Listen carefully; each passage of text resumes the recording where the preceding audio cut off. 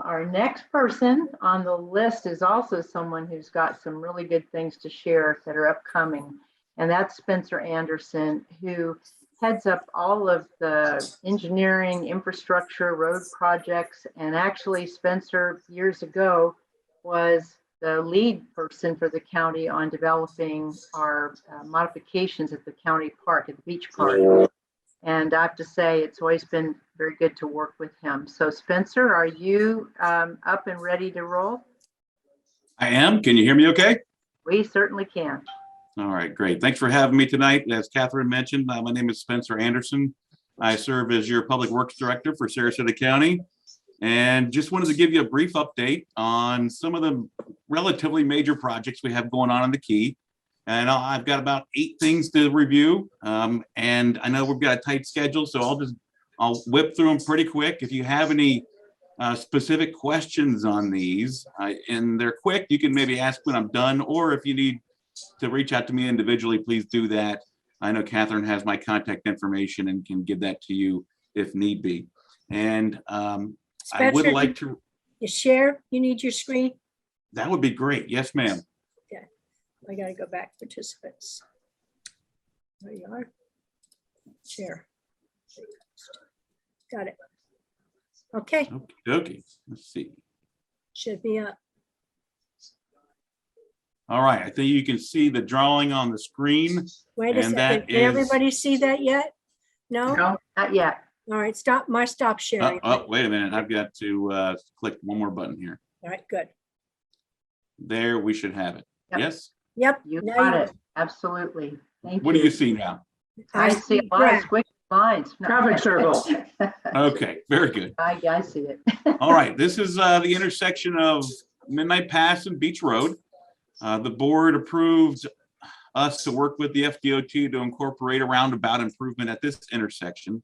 And it's all being paid for by the FDOT. They are incorporating this into a resurfacing project that will resurface Midnight Pass Road from Stickney Point Road all with the shadow lawn. This is our current concept of the roundabout. And what you'll see here are the lanes coming in each direction. It's a single lane coming in each direction other than the eastbound approach on Beach Road here. What you'll see there, the concept right now is we have a dedicated through and a left turn, because one of the things we heard when we talked about this was there was some concern about traffic backing up all the way from Stickney Point through the roundabout and people not being able to get out northbound. So that's the idea of the dedicated through lane. Similar to the intersection you have there now, you have a dedicated left.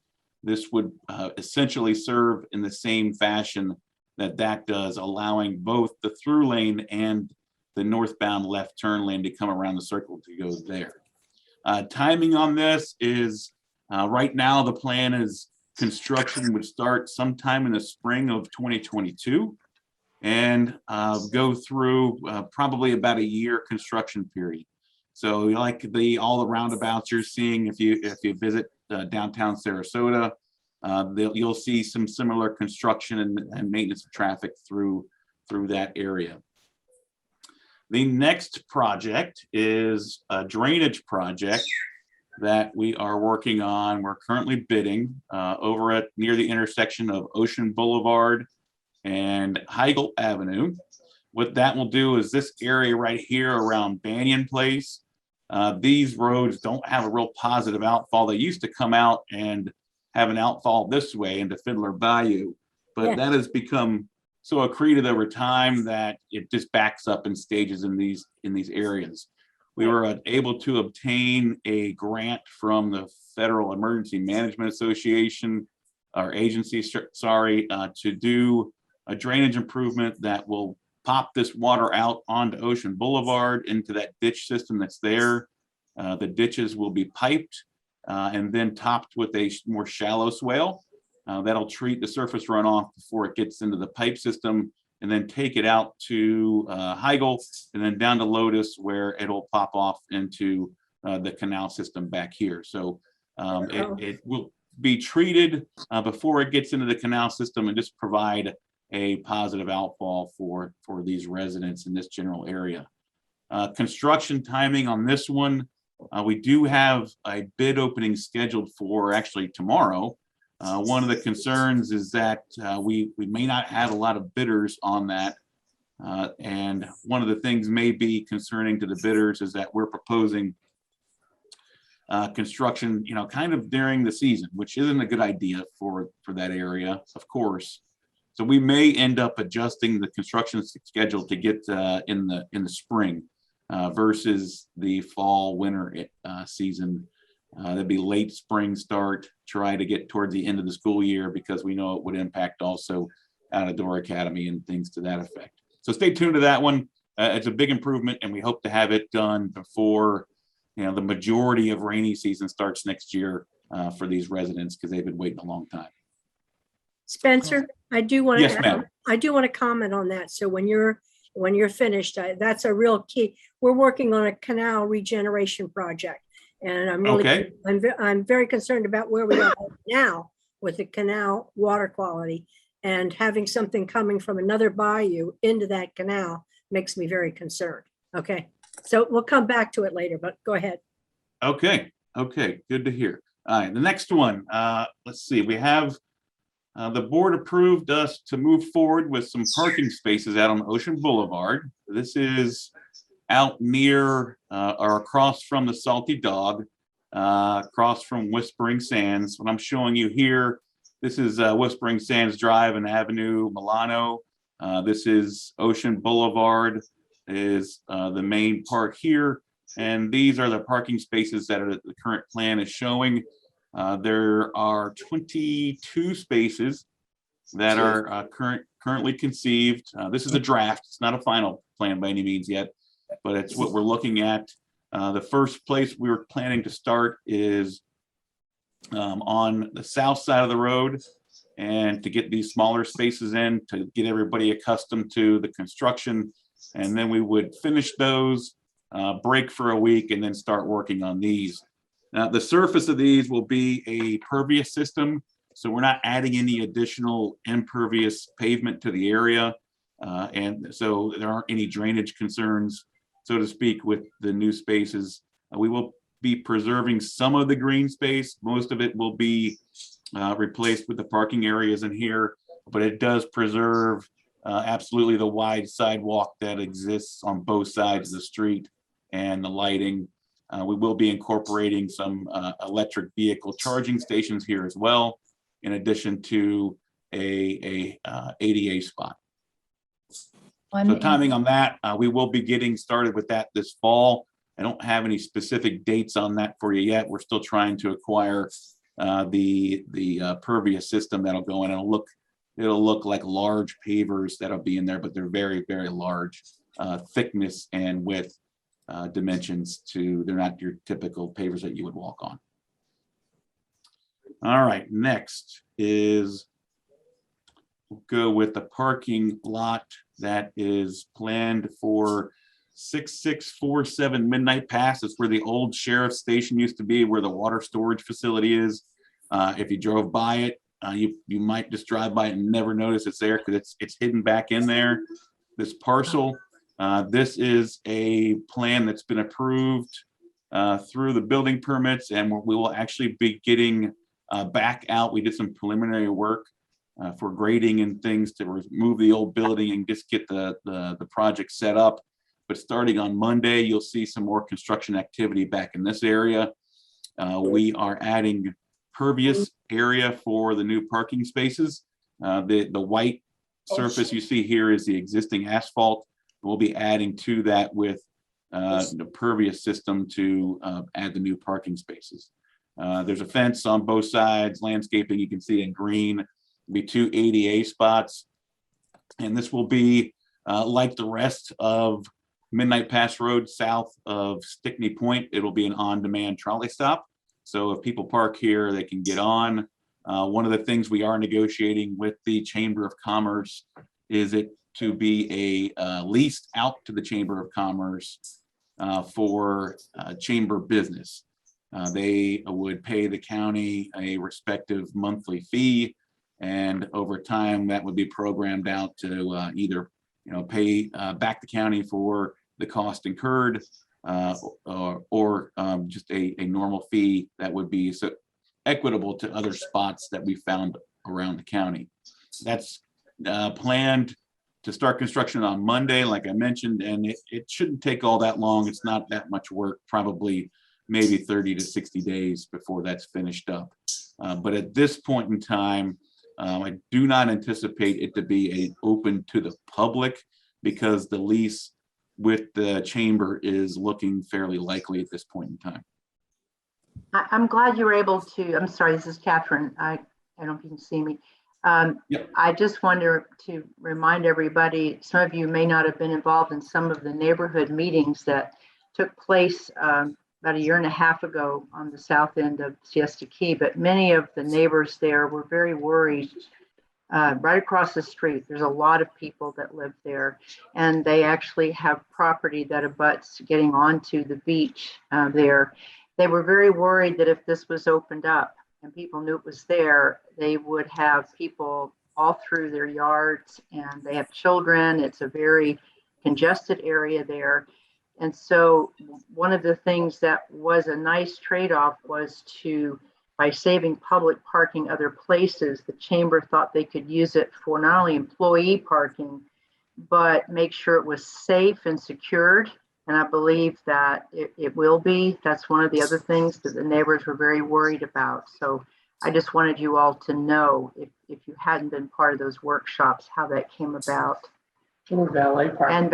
And maybe even some valet parking to reduce the congestion that we already have up at the intersection of Stickney Point and Midnight Pass as well, to get the traffic off the road quickly. So that, I really am glad that that's working out, Spencer. I think people will be greatly relieved. Good. And just if you're not familiar with the location of this, it's just south of Stickney Point Road, right about here. And there's apartment or condo complex to the south, and then the commercial businesses immediately abut it to the north. And those are the private roads and private beach accesses that were of concern when the board originally considered this to the west. So good point. Thank you for bringing that up.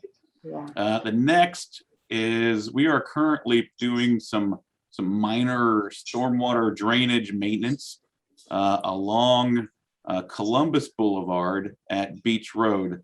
One of the things that has occurred since the beach has accreted so much in this area, you've been around long enough, you'll remember that the beach was really not much of a beach here. It used to be a bunch of debris and rubble, and now it's got hundreds of feet of beach out west of Beach Road, and it's built up so much that the drainage has been impacted coming off Columbus Boulevard. So we are, if you've been through there, you'll know you got to walk through some water to get to the beach access. So we've done a few minor modifications to the existing drainage system to restore some ditches and swales to increase the capacity along the road. And we're hoping that that would contribute. Obviously, it's a rainy season right now, so we're running into a less than anticipated results, but we've got some good folks working on this one, and it'll be a work in progress as we move on. The next is, I'm gonna zip up to our favorite curve on Heigl Avenue, just west of Siesta Drive here. We are almost ready to start with some signage and some striping and guardrail and some delineator improvements to this curve here at Siesta Drive in Heigl. Right now, we have a lot of people who are concerned because we see this striped out area on the inside of the curve. There's a lot of concern that people just move into that to get around to maintain speed. One of the improvements will be to place delineators here because that'll separate the travel lane from the actual bike or sidewalk that runs into here. Protect the pedestrians and bicyclists in that area. We'll also have some flashing arrows that will be put on the curve on this side that will go in sequence. It's a really, really nice improvement for Even during the daytime, these flashers do a great job to really emphasize that that curve is there. In addition to that, we'll be putting in illuminated pavement markers along the middle of the road, and those will be lit during night. So you'll see that that curve much more clearly while you're going through it and approaching it. There'll be a little bit of guardrail on this side. I don't believe we're putting any here, but I may be incorrect in front of some of the signs. And we're also going to restripe this area a little bit to help with that. And that's all being paid for by DOT. During that construction, which should start probably within the next 30 to 60 days, we'll be doing this work at nighttime. And during that time, we've worked with the city of Sarasota, because this is within the city, to do a detour through these roads here. We've done some lifting of trees, so there'll be a limited amount of traffic because it's at night, but it'll only be for maybe a week, possibly 2, for that construction, because we'll be getting out there and getting to it to minimize the impact. Have they talked at all, Spencer, about any kind of other speed reduction as you come onto the key? I know it's 40 when you come up Siesta Drive over the bridge, and I know it gets slower as you approach that curve. But what about anything sooner than that? Earlier in the road. Since it's now a county road, we do have the ability to consider that. It hasn't been requested formally, but we know that there is a certain contingent of folks on the key that would like to see it reduced to 30, at a minimum of 30 here on the entirety of the key. Yes. One of the constraints is the typical process to do that doesn't allow for it on an arterial road, which Siesta, Heigl, Midnight Pass, State Road 758 formerly. So we're going to have to navigate that outside of our typical process. And it's something we're working on. I've got some of my staff taking a look at that and how we can bring that conversation to the board to see what they think about moving forward. But any kind of support that you all would like to write in, coming from the SKA or any of the other community organizations on the key, would be helpful to show that to the board, that there is some community support for that, because I would imagine it might be polarizing to some extent. Mm-hmm. Well, we've got other good spots for you too, but we'll talk about that another time. All right. And I think the last thing on my list is, look at my list real quick. Yeah, is down here at Ocean, similar to that curve. There's been some concerns along this curve as well, coming out of the key. Maybe it's this one here. Yes. Yeah, this curve at Givens. So there's been some concern here, and we are looking at similar improvements, maybe not to the same magnitude, but similar improvements like at Heigl to do on the areas of concern at Ocean Boulevard. That would be more probably fall, winter, spring of within the next 6 months or so. We get to that one. We want to make sure the things we're incorporating into the Heigl project work and they're effective in order to use them elsewhere. Okay, so I see some questions. Yeah. And why don't we start with, let's start with Bernie. Hi, thank you. I'm talking about this is Burnett Hoyt, resident of Whispering Sands. Yes, and ma'am. I'd like to talk about the 22 parking spaces along Ocean. You were kind enough to meet with us, Mr. Anderson, a couple of months ago, if you recall. Yep. The condo association met with you at the site. We were talking about the installing a speed bump as you approach, because people sort of barrel on that area. That's right. Into the village before they have to slow down. Was there any talk about that? That is something we definitely talked about, and that will be phase 2 of this project. We wanted to get in the things that the board approved for funding, and then we'll look at that. I know we had talked specifically about possibly adding something around that median just west or west of Treasure Boat, where we have a little bit of an entrance feature there, similar to like St. Armand's, where you have all of the neck outs there where the pedestrians come through. They've put some speed tables in there, and those have been, I think, pretty effective to get traffic to slow down and delineate where, you know, you're coming into a big pedestrian and commercial area. That would be, in my mind, probably a good addition, but that'll be phase 2. And Okay. just so you know, I have talked to Tony Arena, and we are It's okay that I planning listen to this to, meeting, right? Oh, yeah, sure. we're planning to meet with you next Thursday at 10 o'clock to talk about the parking spots in a little more detail.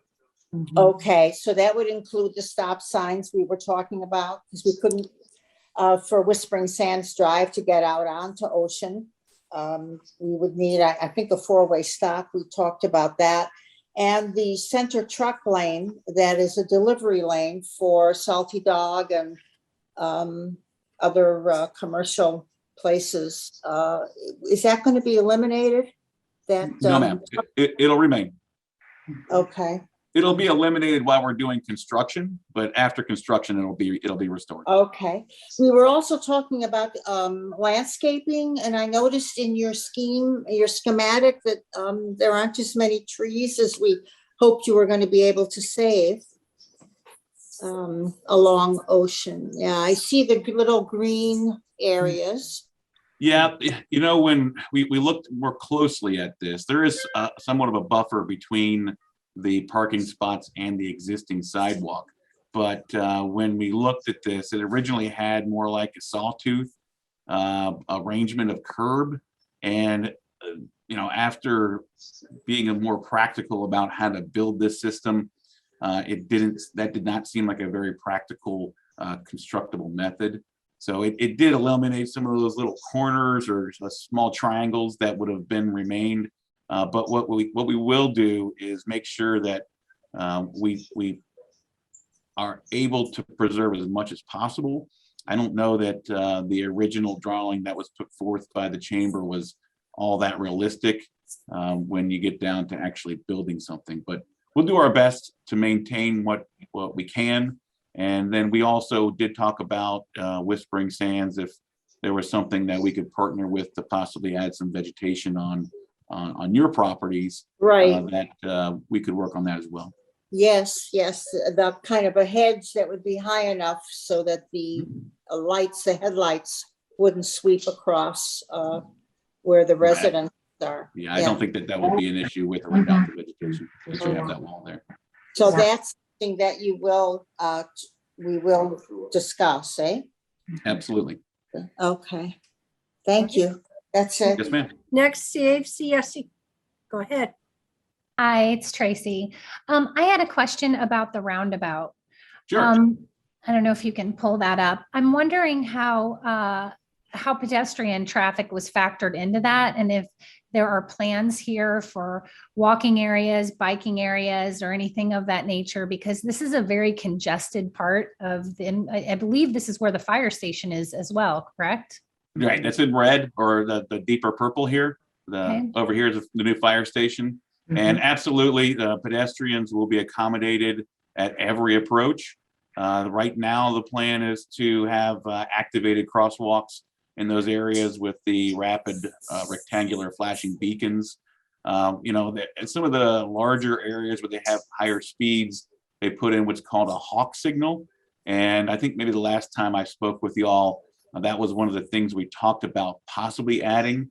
But there's some challenges with those, as there could create some congestion for everybody if we put some of those in, and they're a little difficult to get used to. So that may be one of the things as this moves on and we see how pedestrians and vehicles are interacting out here, that might be an evolution. But we have sidewalks on every side of the facility, where you see some of these areas where the bikes would come up on the sidewalk to move through a roundabout. Have there been any studies done on the pedestrian and automobile traffic in this location? No. As far as counts, Yes. I don't know about specific to the pedestrian counts, but there definitely are volume calculations for the vehicles. Okay, thank you. Sure. Okay, Jan? Yes, thank you. On project number 6, which is the big curve, Heigl just west of Siesta Drive, where you're adding all the signage and the guardrails and so forth. Is right now, as you are exiting the key heading north, the right-hand side of the road is all underwater.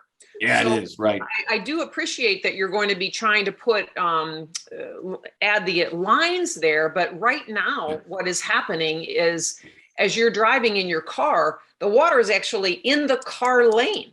So the Right. people on bikes and pedestrians, it's just become so dangerous. So what is happening there on the drainage?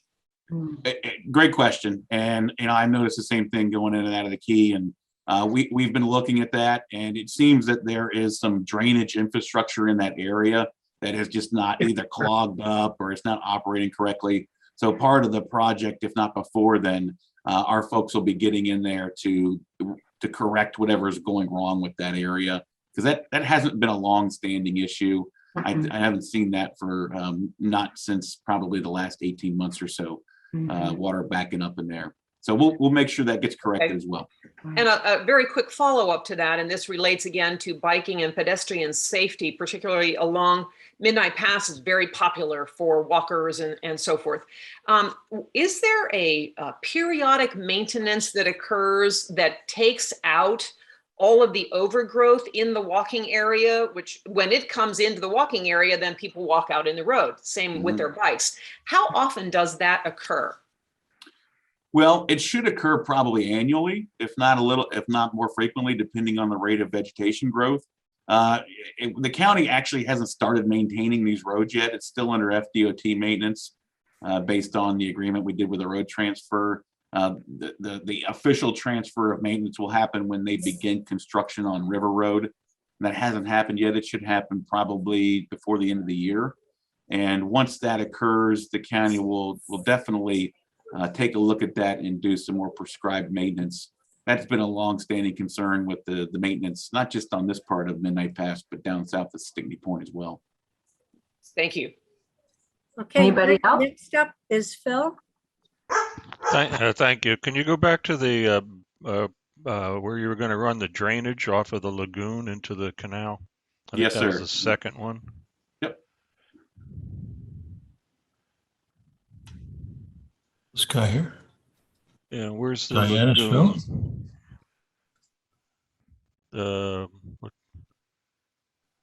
You said Accretion was building in that bayou. What's it called again? It's Fiddlers. No, that's not it. Fiddlers. Yeah, that's it. But this is the canal system here. Right. All Just right. trying to There was pull out. you said Accretion was building up, and you had a picture of a. Oh, yeah, up here. Sorry. So this used to be a long time ago. There used to be a positive outfall. Yeah, in Fiddler's Bayou. So Accretion has been building there. The study in 1974 from New College said that the canal system was going to be accreting, and it has been.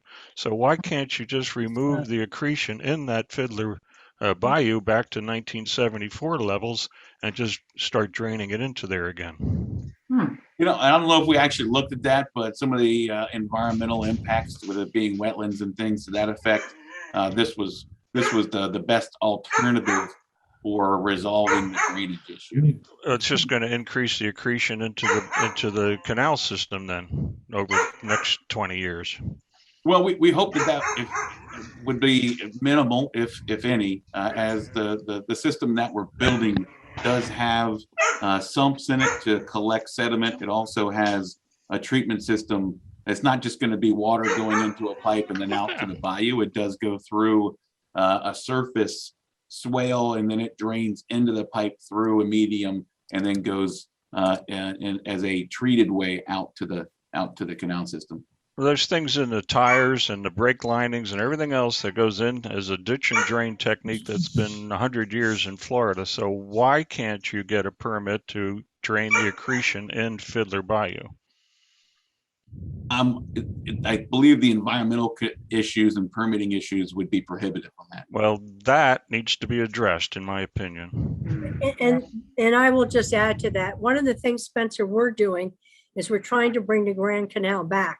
The amount of pollution, there's no other way to put it, that's in this canal is amazing. We've had a lot of sediment settling. We have a lot of course, nitrogen in it with the leaves and everything else. And we're going through a process now with the canal owners trying to bring this back. So bringing something else in with road runoff and drainage could be a problem. So just want to bring that up. I'm telling you right now, we're doing studies and we've done readings on what's there. So I don't know if there's going to be a filtration system that's going to be clean enough to help us with that water. Okay. I'm afraid that's going to be another source of pollution for the canal. So I want to bring it. Understood. And the water does go somewhere eventually, currently. I totally agree with you. But in the meantime, we've got dead fish and we can't have any life. We have a little bit of habitat we're trying to put back in, but we need the kind of environment that allows that to start to sustain itself. And that's what I'm concerned about. So the other reason I really wanted to talk was also to ask about Canal Road. There's a tremendous amount of water that also sits on Canal Road around the village. And is there any possibility we can get some swells on the other side of Canal Road before it goes into the canal to help that water also get a little better treatment before it comes into the canal? It's where the heart shape is. Yep. Yep. It sounds like a good idea. Right. There's always constraints, right? Because that's one of the biggest things on the key is there's very limited right of way out here. And whatever we do, it would impact either public or private property and just makes things more complex. But there's always something we can do. Right. And one of the things we're focused on now at the county is water quality. And something like the project you're talking about or other projects around the key that have a direct impact on the water quality in some of these canal systems would definitely be a concept that we want to look into some more. Okay. Those low flow Yeah. rain events that we can capture and treat before they go in, Right. before they get into the system. Yeah. The mangroves along the canal are awesome. They've been very beneficial. We've been able to actually attract manatees now. So we're doing better, but we need to be able to stop the water from coming off the road as much as we can, and then let it come into the ground and seep in. So it gets some filtration before it comes in. So anyway, that's what I will bring up. So thank you. Erin, you're next. And Spencer, I wanted to tell you, Jean and the rest of the folks working on this might be able to have the data that you need to justify it in a very short time. It might help actually applying for funding to do some of these other kind of projects, which I know are difficult when you talk about water quality issues and how to restore things that are now something else. Have you incorporated anyone from the estuary program or the county into any of your discussions yet on that? Yes, we have an estuary grant. We're putting in, we're trying dissolved oxygen in one of the canals to see if we can improve the breakdown of some of the bacteria, as well as start to get more fish. We've got 2 levels of oxygen, dissolved oxygen and nano bubbles, new technology we're doing in that. And the other thing we're doing is we're now doing digital reading in all of the canals. We've just about, I guess we're only about 25% done with that. And then we've started some chemical studies. We've done 6 spots in the canal for chemicals now to see what the composition is, because we've had some concerns recently about some of what people are saying they're smelling. So we want to check that out too. So we've got chemical studies coming back next month, and we'll have some more. We'll have our water readings ready next month as well. Okay. Yep. I know the county has a lot of water quality data out here.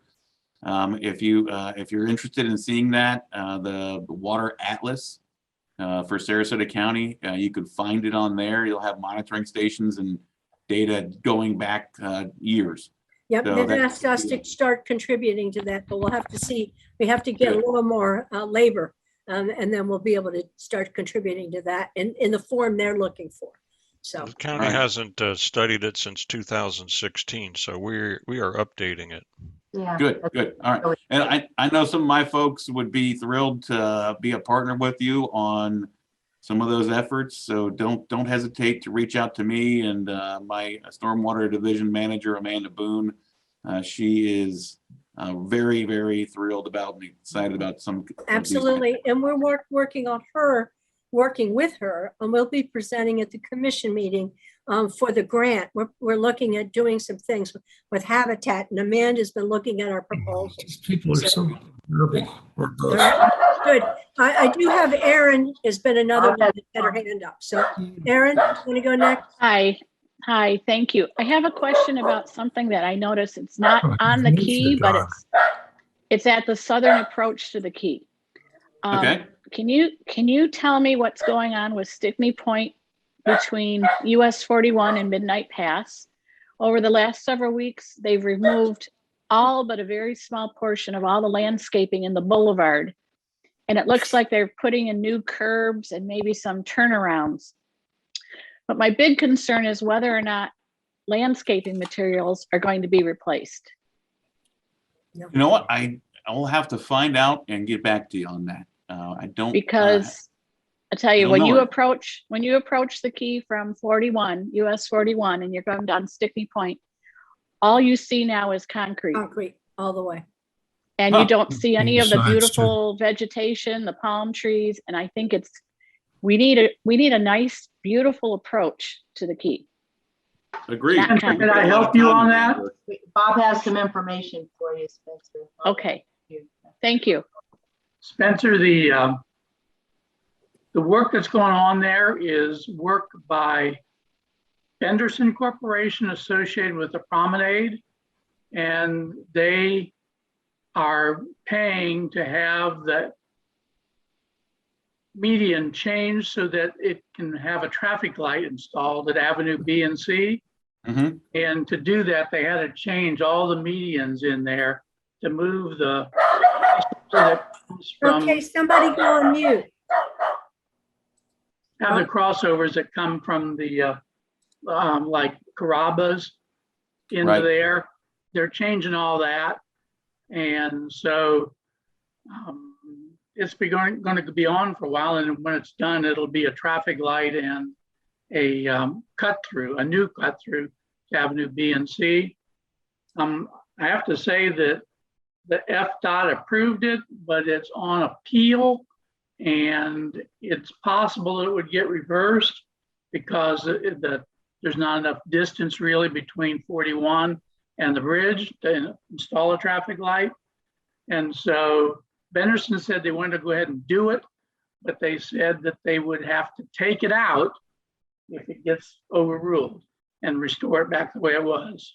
Okay. So It won't be a county problem. It'll be a person. It's an FDOT problem from now, or private. But who knows where that'll go? It's kind of been a long story, as you know. Yes, sir. That's what's happening. Right. Chris, Well, did you? I can't, let me just say one more thing, Jean. I can say that in the last 2 days, I've seen a lot of activity on the Benderson property at the corner. They're doing a lot more clearing, pulling out They got trucks in there. trucks, are pulling out plants and bushes and trees, a lot of trucks, a lot of dirt's being moved. So there's activity up there. Yeah. In case you haven't seen it, just want to let you know. Chris, you had your hand up. Thank you.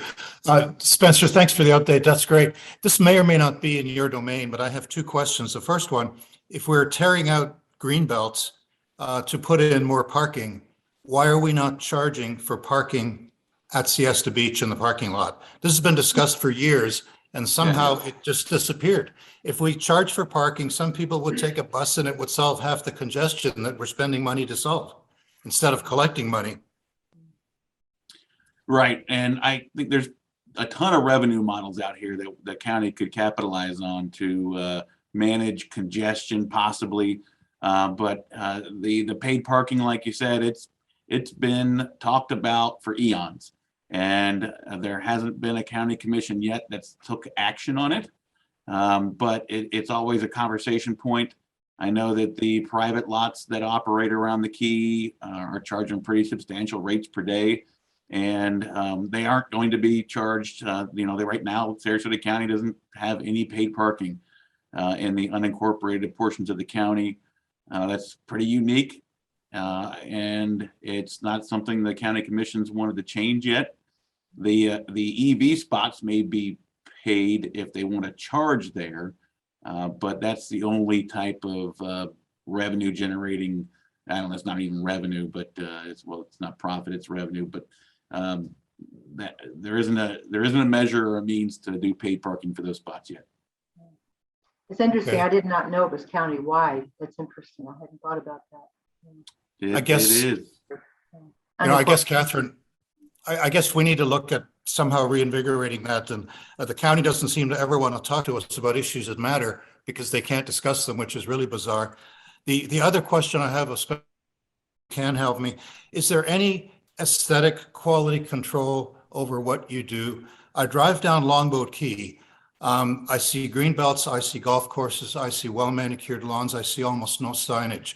I come on to Siesta Key where I live, and everything that your department does has flashing signs that tell me how fast I'm going, how fast I just went, how fast I shouldn't go, whether a pedestrian is about to cross the road 800 yards ahead. When you come across, for example, the South Bridge and turn right and head north, you see a cacophony of signage that is just bizarre in the universe. And somebody needs to, I understand what you're saying, but you talked about the 90-degree bend out here that's underwater. That's close to where our house is. And I agree with the water problem. There's already signs there that tell me how fast I can go, how fast I went, how fast I should go, and a bunch of flashing signs day and night. And now we're going to put in more white stripes, more signage. Surely there has to be a trade-off, and I understand the safety issues totally, but there has to be some consideration for this beautiful island, and we are totally mucking it up. And if you want to see an example, take the South Bridge, turn right and head north and stop and take a picture of what you see. It is all signage telling you what to do, what not to do, where to cross, not the speed. And somehow Longboat Key and other places get along without all of that. I'm not shooting the messenger. I'm just making an observation. Thank you. We can blame it on the state, can't we, temporarily? They still do are responsible for that, right, Spencer? Well, They yeah, have but been honestly, responsible, the sign pollution is definitely a thing. And honestly, I don't know that any sign is out there because a government agency thought it would be a good idea other than the requisite requirements. Generally, those are all requests from a resident group or a neighborhood or something to that effect. And until people stop asking us to put up stuff, it's going to be tough not to put them in. I mean, we get requests, a lot of requests to install signage. The curve there was a multitude of folks that came. They started with the city, they went to the state. Now that the county's involved with that road, we became the short straw and actually did something. So these are all areas where people have brought up legitimate safety concerns. But it's how we manage those things, and it is different in certain locations. That's for sure. We have a very, very significant mix of pedestrian volume and automobile volume, in addition to lots of commercial and places where people stay in condos and visitors and all this stuff that's out here. It's a little different than Longboat, but it's definitely, there is some sign pollution. And at some point, we'll have to take a look at those comprehensively. We do a lot of onesie twosie stuff, but there'll need to be some conversation about what does that corridor look like and how do we make it look better. I appreciate that. Thank you. Christine Kane, did you want to make a comment? I just think that there should be a trolley from the two underutilized malls that are on the north and south end of the Key, rather than putting in another parking lot out on Siesta Key. And if it were free and it was a trolley that had room for beach equipment, local residents could use it to get out there, as well as guests that are staying at hotels, because both of those malls are on public transportation lines of bus service, which could also be improved. That's all I have to say. Thank you, Christine. All right, I think that's it, Catherine. think Jean, so, and can I make a comment? Go ahead. Jean? Just one comment, Spencer, regarding the roundabout. My experience with a lot of the roundabouts in Sarasota, it seems that the pedestrian crosswalks are far too close to the actual roundabout. They need to be pulled back more so that drivers have, they're trying to go around the roundabout, and then all of a sudden in the middle of that, there are pedestrians walking. There needs to be some time for them to get through the roundabout and then deal with the pedestrians. Just a comment. Okay, thank you. Okay, Catherine. Yes. Spencer, thank you.